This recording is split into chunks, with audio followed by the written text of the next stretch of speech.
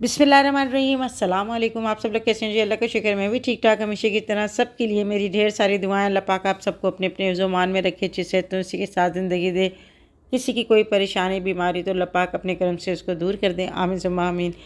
तो जी आज हम लोग जो है ना बैठे हुए थे, तो तहसीन ने मुझे न्यूज़ बताई कि अम्मी गुल प्लाजा में जो है ना आग लग गई है। तो मैंने कहा चलो अ, थोड़ी देर बाद आ जाएगी फायर ब्रिगेड, और ये टाइम ऐसा है कि उस टाइम पे लोग भी नहीं होते।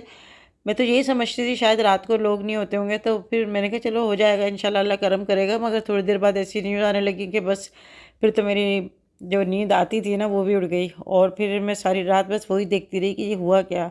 आप यकीन करें मेरा ऐसा दिल इतना मेरा दुखा है ना, मैं बता नहीं सकती। तो फिर मैं ऐसी बेचैन हो रही थी, तो मैंने मुत्तर से बोला मेरी मुत्तर हम कुछ पढ़ लेते हैं, क्योंकि कुरान पाक में अल्लाह ने बड़ा सुकून रखा है। जब भी आपका दिल घबराए, कुछ ऐसी आपका बेचैनी हो रही हो, तो आप फ़ौरन कुरान पाक खोल के पढ़ लिया करें और तर्जुमा पढ़ा करें, आपको बड़ा सुकून मिलेगा। तो मैं कुरान पाक पढ़ने लगी, और मुत्तर को भी अपने साथ बिठा लिया मैंने। अगरबत्ती वगैरह जो है ना वो भी मैंने सुलगा ली थी।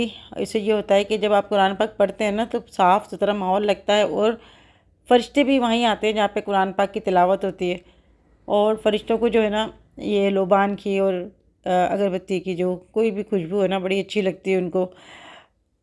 तो अल्लाह से मैं दुआ कर रही थी अल्लाह पाक उनकी मग़फ़िरत फ़रमाए। उनकी मग़फ़िरत के लिए जो है ना हम यहाँ पे पढ़ने बैठ गए। तो यहाँ पर हमने सूरह यासीन पढ़ रहे थे कि इनकी मग़फ़िरत के लिए हम पढ़ लेते हैं, क्योंकि इंसान जब तक ज़िंदा होता है ना तब तक उसके नेक अमाल जो हैं वो कर सकता है। और जैसे ही हमारी जान ख़त्म होगी, यानी जब तक हमारी सांसें चल रही हैं, जब तक हम कर सकते हैं कोई भी अमल, अच्छा या बुरा, उसके बाद हमारी सांसों के जाने के बाद हम कुछ भी अच्छा या बुरा अमल नहीं कर सकते। तो फिर दूसरे लोग जो है ना वो इनकी मग़फ़िरत के लिए दुआ करते हैं, या कुरान पाक पढ़ के उनको एसाले सवाब के लिए जो है बख्शवाते हैं। तो वो भी हमारे जो हैं भाई हैं, बहनें भी थी हमारी वहाँ पर। तो बड़ा एक दुख वाला जो है ना साने हुआ है। अल्लाह पाक बस करम करे। और ये दुख ऐसा है कि ये कोई नहीं भूल सकता। बहुत बड़ा एक सानिया हुआ है कराची के लिए, और बुरी नज़र से अल्लाह पाक बचाए। लोग करोड़पति से बस एकदम जो है ना बहुत ज़्यादा नुकसान हुआ है। तो यहाँ पे मैंने सबके लिए दुआ करी, हम लोगों ने दुआ करी थी मिलकर।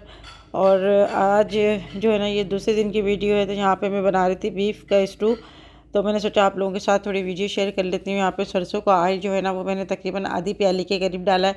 उसके बाद मैंने 3-4 प्याज काट कर ना वो डाल दिया। अच्छा मैं बता दूँ कि ये बीफ का मैं स्टू बना रही हूँ, 1 किलो बीफ का स्टू है। और सबसे पहले जो है ना मैं इस तरह से प्याज को ना थोड़ा सा मैं ऑयल के अंदर मिक्स करती हूँ, ब्राउन नहीं करती, बल्कि इसी हल्का सा कलर आने लगता है। तो फिर मैंने यहाँ पर पूरा लहसुन की पोती होती है ना वो छील के मैंने डाल दी। साथ में मैंने मिक्स गरम मसाला, इसमें बड़ी इलायची, उसके अंदर मैंने 2-3 सब्ज़ इलायची भी डाली है, सफ़ेद ज़ीरा, लौंग और काली मिर्ची और दालचीनी, ये मैंने डाला है इसके अंदर। गरम मसाले की खुशबू आने लगेगी। तो यहाँ पर उसके बाद है ना यहाँ पर मैंने डाला ये साबुत धनिया। साबुत धनिया को कूटा नहीं है, बल्कि साबुत धनिया है ना जो डाल दिया इसके अंदर। और इसके अंदर हम डालेंगे लाल पटना गोल मिर्चें, ये हम डाल देंगे जितना गोश्त होगा उसके हिसाब से। तो मैं यहाँ पे 1 किलो बीफ का गोश्त का स्टू बना रही हूँ। तो यहाँ पे मैंने तकरीबन 12-13 जो है गोल लाल पटना मिर्च डाल दी थी। इसके बाद मैंने डीप फ्रीज़र में से गोश्त निकाला और वो मैंने इसके अंदर डाल दिया। अभी जमा हुआ है गोश्त। इसके बाद मैंने नमक डाल दिया, क्योंकि गोश्त जो है ना हम धोकर और हम रख देते हैं। इसके बाद जब हमें पकाना होता है ना तो पहले निकाल के रख लेते हैं। मगर अभी जो है ना सर्दियाँ हैं तो काफ़ी देर से निकला हुआ था, ये मेल्ट नहीं हुआ। तो फिर मैंने ऐसे ही डाल दिया कि चलो पकते हुए ना ये अलग अलग हो जाएंगी बोटियाँ। उसके बाद मैंने 1 चम्मच भरकर हल्दी पाउडर डाला है, 5-6 मैंने इसके अंदर डाल दी सब हरी मिर्च। और इसके बाद हम इसके अंदर पानी शामिल कर देंगे ताकि गोश्त जो है ना इसके अंदर गल जाए। तो यहाँ पे मैंने तकरीबन 1 लीटर के करीब जो है ना मैंने पानी डाला है इसके अंदर। एक उबाल आता है, इसके बाद हम जो है ना इसको पकने देंगे मीडियम फ्लेम पे। और इसके बाद मुझे जो काम करना है मैं फिर वो काम अपने कर लेती हूँ। तो हमेशा ऐसा होता है कि मैं हंडिया चढ़ाकर और जो मेरे काम अधूरे होते हैं ना वो मैं करने लग जाती हूँ। मगर साथ साथ में मैं जो है दिमाग मेरा यहाँ पर भी लगा रहता है कि इसको देखना है थोड़ी देर बाद, जैसे इसको चलाना है, ढक्कन खोल कर देखना है। क्योंकि अगर हमारी लापरवाही की वजह से सालन जो है ना वो जल भी सकता है। जब सालन पकने पे आता है उसके बाद हम रोटियां बनाना शुरू करते हैं ताकि गरम गरम रोटी के साथ गरम सालन जो है ना वो खा लें। यहाँ जी मैंने तकरीबन 7-8 टमाटर है ना वो मैंने काट लिए थे, वो भी मैंने डाल दिए। और इसी में जो है ना टमाटर के पानी में, और पानी जो हमने डाला है इसमें गोश्त अच्छा से गल जाएगा। तो अभी इसको पकने में तकरीबन 1 से 1.5 घंटा लगेगा। यहाँ जी अभी मैं आपको दिखा रही हूँ ये tea tree acne face wash. ये बहुत ही बेहतरीन एक्नी फेस वाश है। आप किचन में से आएँ या और दूसरे आप डस्टिंग वगैरह करने के बाद अपने फेस को जो है वाश कर लें। Tea tree acne face wash से आपकी जो भी चिकनाहट, जो गर्द गुबार होगी वो उसको साफ़ करता है, आपकी स्किन को बहुत ज़्यादा साफ़ करता है और आपकी स्किन पे जो है ना एक अच्छा से ग्लोइंग आता है। और जिन लोगों की एक्नी निकलती है वो एक्नी भी इंशाल्लाह ख़त्म हो जाएगी। अगर आपको ये मंगवाना है tea tree acne face wash तो इसका लिंक मैं अपनी डिस्क्रिप्शन बॉक्स में दूँगी। 10 शबाना लिख के आप मंगवाएंगे तो 10% आपको डिस्काउंट भी मिलेगा। मैं तो जो है इसी से फेस अपना वॉश करती हूँ, मुझे बहुत अच्छा लगता है। और जब भी आप फेस को आपने धोएं तो गर्म पानी से नहीं धोएं बल्कि ठंडे पानी से धोएं, इससे आपको अच्छा रिज़ल्ट मिलेगा और फ्रेशनेस महसूस होगी। तो इंशाल्लाह आपको पसंद आएगा। ज़रूर एक बार मंगा के आप ट्राई करिएगा। आप बच्चे हों बच्ची हों कोई भी उम्र के जो है ना आप इसको यूज़ कर सकते हैं। हर्बल है, ये कोई नुकसान नहीं देता, इंशाल्लाह आपको फ़ायदा होगा।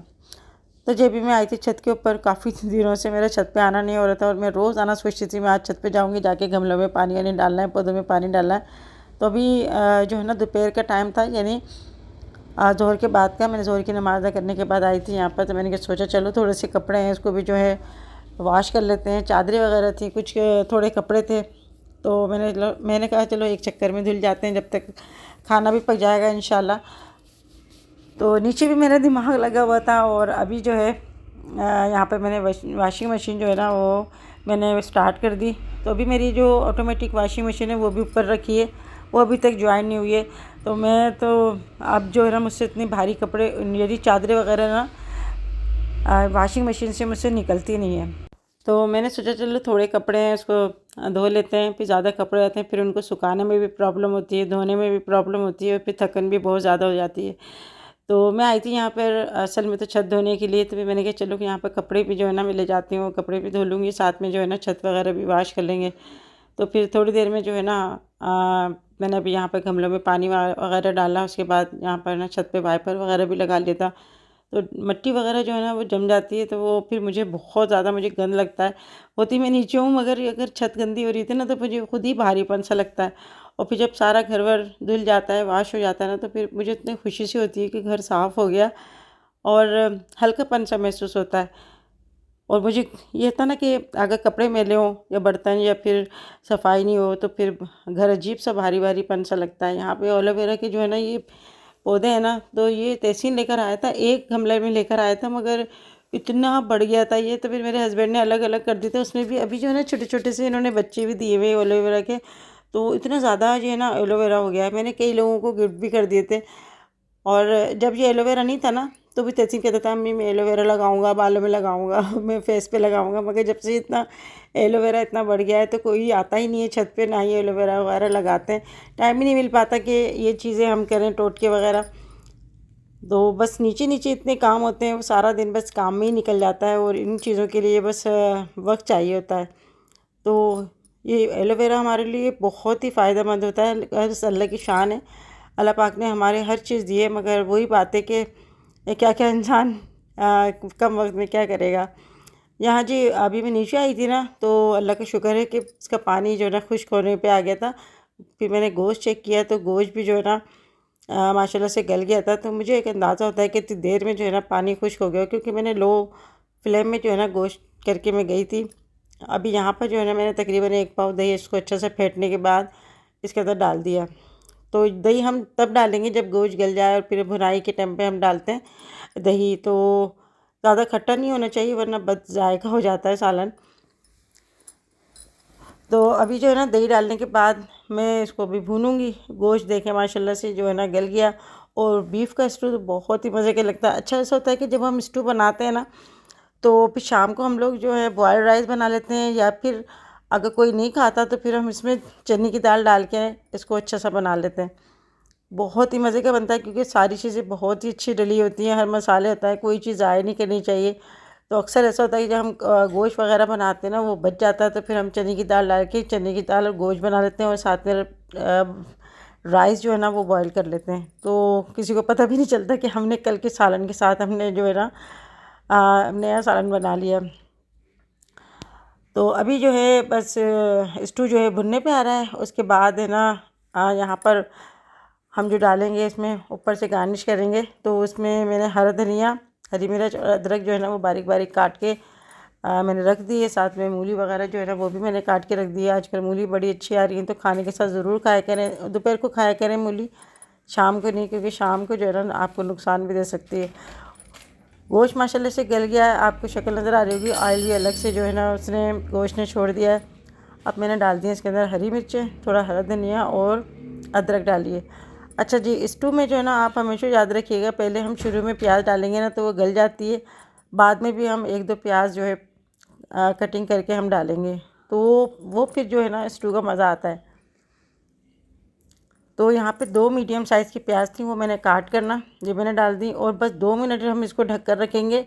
इसके बाद जो है ये स्टू तैयार हो गया। तो अभी हम इसको कवर करके रखेंगे इसको बिल्कुल लो फ्लेम पे, फिर मैं आपको दिखाऊंगी। 2 मिनट के बाद मैंने ढक्कन हटाया। माशाल्लाह माशाल्लाह ज़बरदस्त सा स्टू बन के तैयार हो गया है और मैं आपको निकाल के दिखा रही हूँ। और आपको कैसा लगा ये बीफ का स्टू, मुझे बताइएगा। आप लोग किस तरह से बनाते हैं वो भी मुझे बताइएगा कमेंट्स में। और यहाँ पर जो है ना ऊपर से मैं गार्निश कर रही हूँ।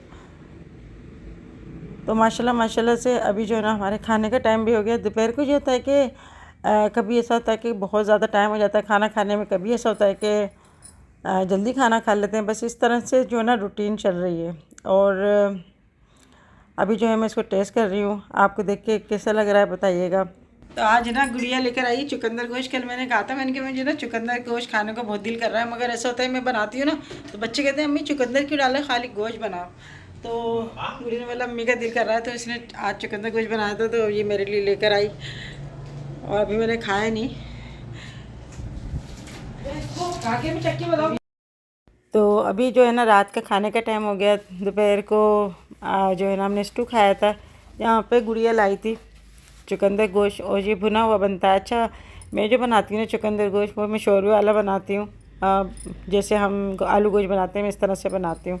अभी शाम को हम चाय पी रहे थे, गुड़िया भी लेकर आई ना, तो बस उसने कहा कि अम्मी का दिल चाह रहा होगा इस वजह से लेके आई, क्योंकि मैं जब भी सोचती हूँ ना मैं बनाऊँ बच्चे मना कर देते हैं। तो जी मैं तो हमेशा यही कहती हूँ कि बेटियाँ बहुत ही अच्छी होती हैं, इनका खास तौर पर ध्यान रखना चाहिए। और जो लोग जलते हैं ना दूसरों की बेटियों से, तो मेरे ख्याल में वो अपनी बेटियों का पता नहीं क्या हाल करते होंगे, क्या समझते होंगे, क्यों इतनी बेटियों से एलर्जी होती है उनको।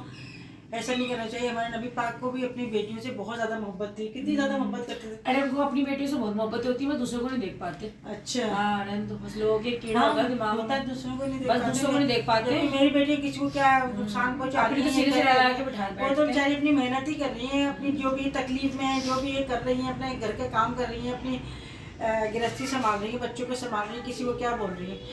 और मेरे ख्याल में जो इस तरह की करते हैं ना, ऐसी लैंग्वेज यूज़ करते हैं, तो वो तो बहुत ही नापसंदीदा अमल है। हमारे दीन में भी और माशरे में भी बहुत ही गलत वर्ड यूज़ किए जाते हैं ऐसे लोगों के लिए जो दूसरों के लिए ना इस तरह की बातें करते हैं कि आप बेटियाँ आई हुई हैं और ये और वो। बहुत शर्म की बात है।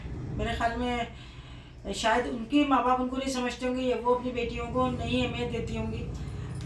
बेटियाँ भले 2 हों 10 हों, सबका बराबर से ये एक मकाम होता है और सब अपनी अपनी जगह हैसियत रखती है। दूसरा ये है कि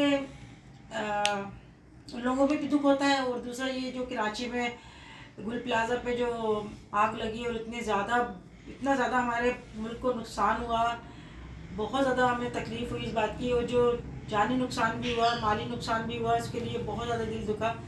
कल से लोग उन तक को नहीं छोड़ रहे, लोग देखो उस पर हंस रहे हैं। मैं तमीज़ ही नहीं लोगों को ना, नहीं क्या हो गया समस्या। आग लगती तो हाथ सेकने आते हैं उस तक में। मैंने हाँ देखो ना, मतलब उसमें मजाक बना रहे हैं। हाँ वाली क्या बात है। नहीं, हर चीज को ऐसा कुछ समझ लिया है। उनसे पूछो जिनके घर में, उनसे पूछे आप जाके जिनके घर में जानी नुकसान हुए हैं, जिनके घर में माली नुकसान हुए हैं, जिनके घर में अभी पता नहीं चल रहा इनके अभी अफराद लापता हैं, उनसे जाके आप पूछो इनकी क्या क़यामत गुजर रही है। नहीं होता, लोग बहुत वो हो गए हैं, बेहिस हो चुके हैं लोग, नहीं बस ये क़यामत की निशानियों में से ये है कि लोगों को अच्छे बुरे की तमीज़ ही लोगों का नहीं बस नहीं है। चलता। हर चीज़ में मजाक बनाना, हर चीज़ में मजाक उड़ाना।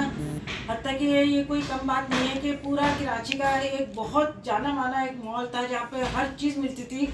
और मैं तो जो है स्पेशली जब मैं कराची जाती थी ना, तो मैं ख़ास तौर पे गुल प्लाजा विजिट ज़रूर करती थी। मैं बच्चों के कपड़े कुछ भी चीज़ लेनी होती थी वहाँ की, मुझे मेरे बहुत बर्तन अच्छी सारे लगती। वहीं के। हाँ, सारे मैंने जो इसका जहेज़ लिया, अंबर का जहेज़ लिया, सब मैंने वहाँ से ही लिया था। हर चीज़ मैंने वहाँ से ली थी।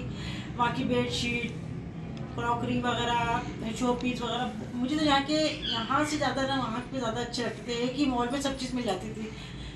तो उनके लिए हमारी जो है ना दिल से दुआएं, अल्लाह पाक उनके घर वालों को सब्र दे। और उनके जो घर वाले हैं, मैं कहती हूँ कि वो तो इतना बड़ा दुख है कि जो उनके घर में जो उनका इतना बड़ा नुकसान हुआ है ना, वो तो बस नज़र आ रहे होंगे बज़ाहिर आपको जीते जागते, मगर अंदर से पूरे जो है ना वो मरों से ज़्यादा बदतर होंगे। वो आसान नहीं होता है इतना सब कुछ बर्दाश्त करना। बस अल्लाह पाक कहते हैं ना हर बुरी घड़ी से बचाया, हर बुरे पल से बचाया। मैं तो ये दुआ करती हूँ, बाकी उनके लिए दुआएं अल्लाह पाक उनकी मग़फ़िरत फरमाए। जो जानी नुकसान हुआ है, जो आग में जले हैं, काफ़ी लोग जले हैं, अभी तो पता भी नहीं कितना सारे शहीद है वो, तो कहते हैं कि आग से जलने वाला भी शहीद होता है। हाँ, और ये पता नहीं प्लानिंग थी क्या था, अल्लाह जाने। इंशाल्लाह पता चलेगा इसका। मगर वो जो सारा प्लाजा बिल्कुल ख़त्म हो गया, उसके लिए बहुत ज़्यादा दुख हुआ मुझे। इससे पहले मिलीनियम में आग लगी थी, वहाँ पर भी इतना ज़्यादा हमें दुख हुआ था। मुझे कैसे नहीं बताया, मैं प्लाजा में आग लग गई। मैंने कहा चलो लगी है आग, तो आग लगी है तो फायर ब्रिगेडर आए हुए, उन्होंने आग बुझा दी होगी। मगर पता चला कि वो पानी ही नहीं था। जो आग बुझाने वाले फायर ब्रिगेडियर गाड़ी होती है उसमें पानी नहीं था। क्या मामला था, क्या अल्लाह जाने, बेहतर जाने। अल्लाह पाक बस अल्लाह पाक महफूज रखे। क्योंकि हमारे जब घर में भी शॉर्ट सर्किट हुआ था ना, तो उसके जो धुएं से हमारे पूरे गले के अंदर ऐसे मिर्ची लग रही थी और सांस रुक रही थी बहुत ज़्यादा। इसकी जो ना धुएं का जो होता है ना पोल्यूशन, वो बहुत ज़्यादा ख़तरनाक होता है। सांस की नालियों के लिए खुद बंद हो जाती है सांस की नालियाँ, और फिर बेहोश हो जाता है इंसान। तो मैंने कुछ वॉइस रिकॉर्डिंग में मैंने सुनी थी जिसमें वो एक लड़का था या आदमी था, वो अपनी माँ से मुखातिब होकर कह रहा था कि अम्मी मैं जो हूँ यहाँ पे फंसा हुआ, मुझे नहीं लग रहा कि यहाँ निकल पाऊँगा, और अम्मी मुझे माफ़ कर देना। वो मुझे रिकॉर्डिंग सुन के मुझे बहुत रोना आया कि उसकी आखिरी रिकॉर्डिंग थी और उसकी आवाज़ में इतना दर्द था। पीछे से जो ना लोग अल्लाह अकबर कह रहे थे। तो मैं यही कहती हूँ हर वक्त तौबा इस्तग़फ़ार करना चाहिए। पता नहीं होता इंसान के पल में क्या हो जाए क्या नहीं हो, बुरी घड़ी का बिल्कुल पता नहीं चलता। हम घर से जा रहे हैं, पता नहीं क्या हो जाए। अल्लाह पाक बस में अपने अमान में रखे। तो आप लोग भी दुआ करिएगा। और उन लोगों से कहूँगी जो ऐसा मजाक बना रहा है, ऐसे इमोजी बना रहे हैं हंसने के आग में हाथ सेक रहे थे, ऐसे बहुत ज़्यादा तकलीफ़ वाली बातें हैं। तो अपने होश के नाखुन लें और अल्लाह को खौफ करें। पता नहीं अल्लाह को कोई बात बुरी ना लग जाए। तो बस क्या कर सकते हैं। मैं तो जी अभी रात का खाने में जो ना माशाल्लाह से सब बच्चे अच्छे आ गए थे। तो फिर हमने बोला चलो यहाँ पे ना मोहत्तर ने बनाई थी काली वाली यानी खड़े मसूर की दाल, और स्टू भी था, और ये गुड़िया लाई थी चुकंदर गोश्त, वो भी हमने गर्म कर लिया था। तो मैंने बोला भाई जिसको जितना निकालना है अपने हाथ से खुद निकाल लो, या बुफे सिस्टम लगा हुआ है तो सब अपने अपने हाथ से ना अपने ले आए थे जितना उनको खाना है। और यहाँ पे मैंने चावल में स्टू भी डाला था, खड़े मसूर की दाल भी, और साथ में चुकंदर गोश्त। बन गया चलो आज सारी जो है ना सब्जियाँ और ये गोश्त सब कुछ चक्के दाल वाल चावल से चक्के देखते हैं कैसा लगता है। तो यहाँ पे वीडियो एंड करते हैं। अपना ख्याल रखिएगा, फिर मिलेंगे नेक्स्ट वीडियो में। अल्लाह हाफिज़।